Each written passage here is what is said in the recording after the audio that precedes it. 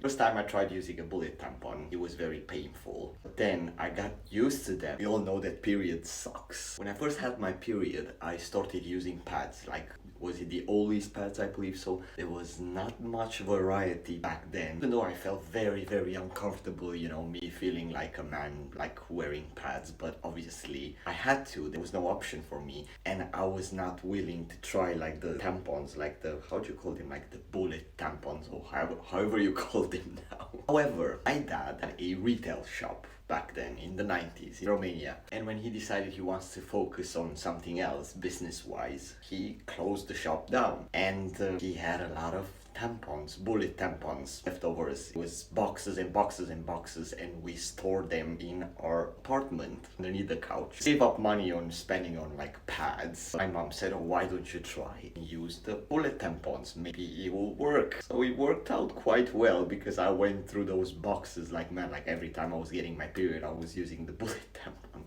I did hear that they're not healthy. However, I'm very relieved to say that I don't have a period anymore. Obviously, you all know I had my hysterectomy. So if you had any wacky story about tampons, just drop it down in the comments.